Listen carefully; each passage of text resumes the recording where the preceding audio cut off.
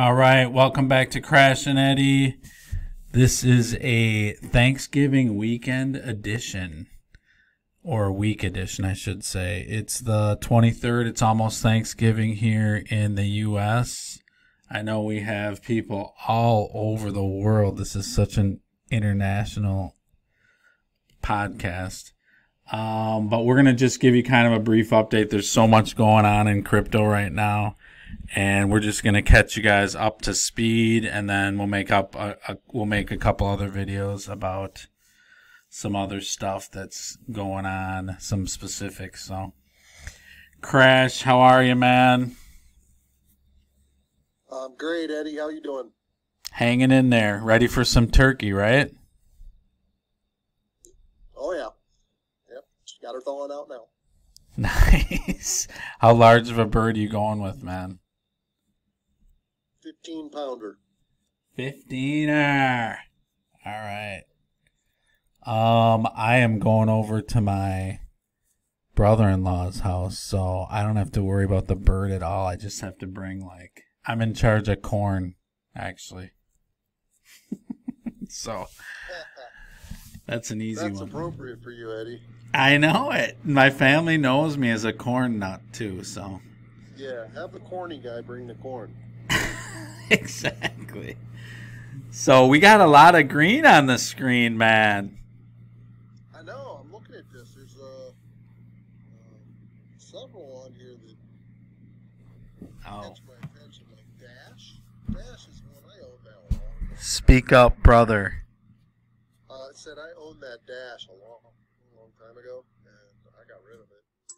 I can't believe it's up 17%, but it's probably because it's been down 99. Yeah. So okay. So a lot of green. I think this is kind of too just because the markets have just been so beat up, right? We got Bitcoin. Lots of big opportunities. Yeah, we got Bitcoin at 16.4, Ethereum's 11.71, XRP's 37, almost 38 cents. Stuff is beat up, so I think we're kind of floating around the bottom. By the way, this is not financial advice. Do your own research, people. We're just here for entertainment. What was that? Crash? Crash, you there? People, we got this new tech set up, and we're working out some kinks, so bear with us. What did you do? How can you not hear me? I got you now. Check 1, 2. Check 1, 2. We can't be doing mic shows and the mic checks in the middle of the show, man. All right. But I did have you crystal clear. So, what were you saying? I was saying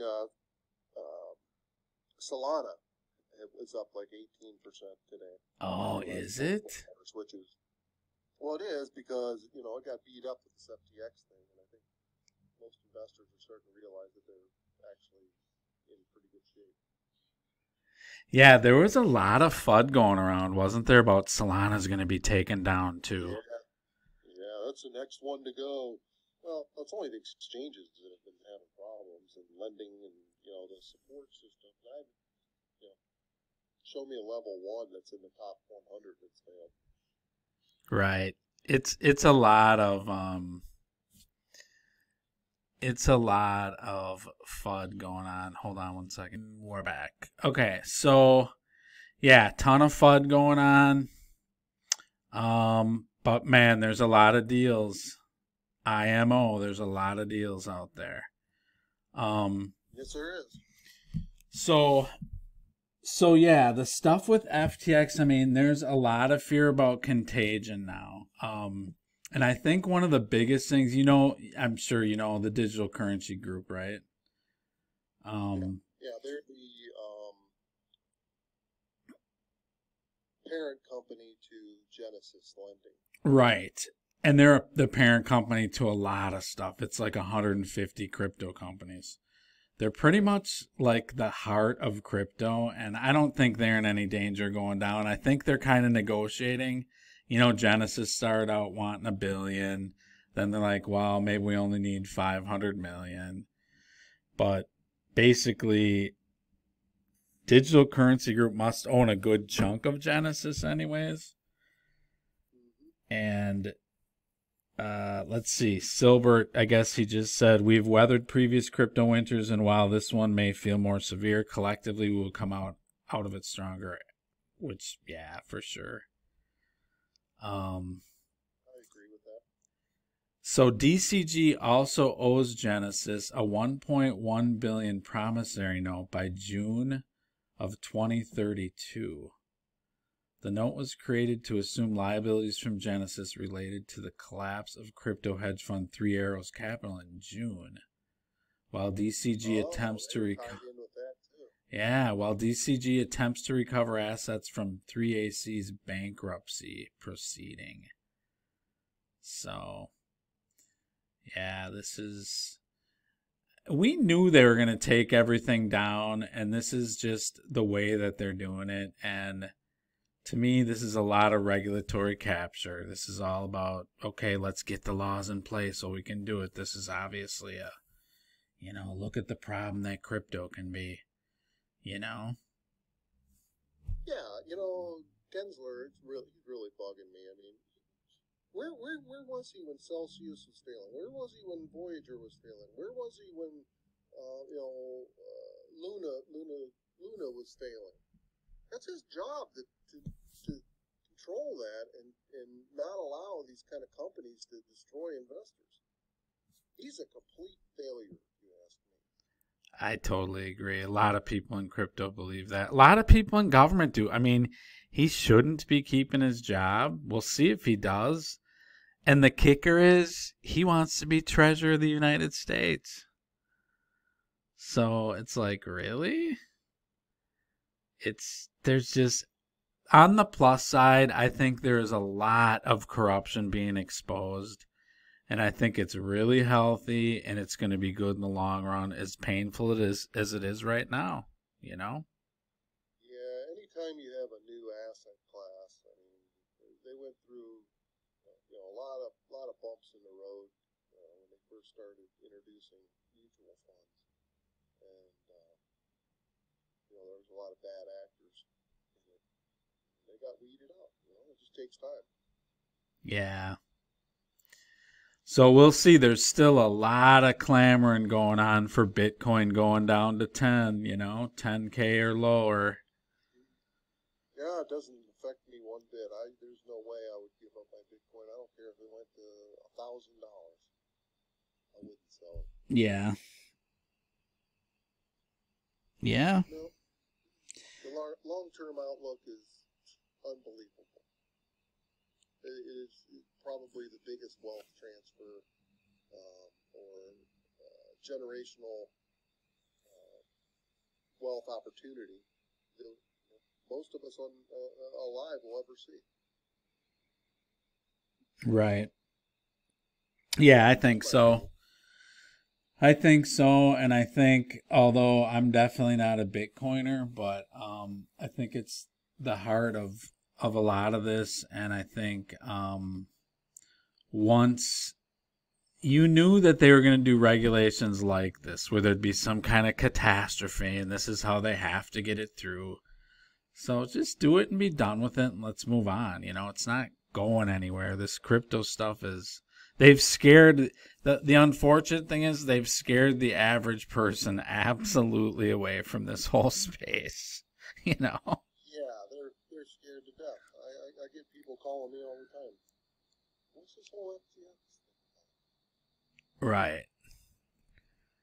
Yeah, and let's... I say, it's a new asset class. There's no there are some regulations, but there needs to be more precise regulations, particularly and specifically for cryptocurrency. And got these is bad actors that just need shaken out. They need to be, taken out of the picture, and that's what's happening. I mean, anytime you have a bull market, remember the .com, all of a sudden we had this bull market, or bear market, where everything started going down, and everybody, a lot of the big players got exposed and collapsed. It's very similar, I think. I see a lot of similarities between this crypto and the .com bubble. Oh yeah, for sure. And you had these watershed moments where it's just a bloodletting, and they turned out being total opportunities. I mean, this is when you buy for quality, for quality stuff. Most of the billionaires dump their money in right then. They bought Amazon and a couple, the companies that they did a lot of research on, and they saw the fundamentals, and they understood what they were investing in, and they understood it was for a 10-year period, and they made so much money. Yeah, and I think use case is really coming to the forefront. I think things that have legitimate use case are going to be that's where your value is going to be created. So obviously, and I think this next bull market, you're going to really get rewarded for being used for actual use case, So what do you think about Litecoin? About the Litecoin, how it's taken off in the last couple days. What is Litecoin at now? 7802 is what it's at, roughly. Yeah, so it was at 80. Yeah, I mean, it's I feel like, at least for now, there's a bottoming going in, and I don't know if this is just a near term, and there's going to be like another event or something, but these things are pretty cheap if you're looking to enter stuff. Yeah. I mean, well, I think with Litecoin, I think people are starting to realize, there's not a lot of, they don't do marketing. They just run. They've been running since 2011 without a hitch. And I recall back in the last bull run, Litecoin and Ethereum Classic took off a week or two before Bitcoin took off. yeah. So I think that's going to happen again. I don't know, but I'm watching those two. Here's one, top of the page, man. The reason why Litecoin surged by over 30%, hitting 6-month high. Shark accumulation, baby. This quarter, Litecoin halving. Yeah, see, they have a halving coming up in 2000. Looks like August of 23. Right. Okay. So it's a very similar halving as, like Bitcoin has. I mean, it's basically, it is a fork of Bitcoin. Right. If only we could hear you, dude. If only we could hear you. What happens to the whole market when Bitcoin has its halving, and we're right now at the same period where Bitcoin typically starts really taking off ahead of a halving. Right. Yeah, and you got to go opposite of what the emotions are. I mean, this is when you really think everything's collapsing. It's exactly when you should be doing the opposite. So, all right, here's NFTs are dead apparently, even though in a bear market a Bored Ape sells for nearly $1 million. So there's that. Watching Gala, it's interesting because they're essentially in large part an NFT company, and they've definitely slowed down over there as far as sales and stuff. But, it's not, there's... They have no games to get anybody excited about. The Townstar is just barely operating. I don't know, is it running again? Did they start the new... No, they're not gonna... Well, it is running. I mean, you can play it, but... Yeah, you can play, but, I mean, the next challenge or competition? It looks like it's going to be in December is when they're going to ramp everything up again. I will say that last expedition just came out with in fact, let's check that real quick here. Last expedition, do you remember that one, Crash? It's pretty cool, man. It's got the graphics and stuff and the sound, and so they just started doing a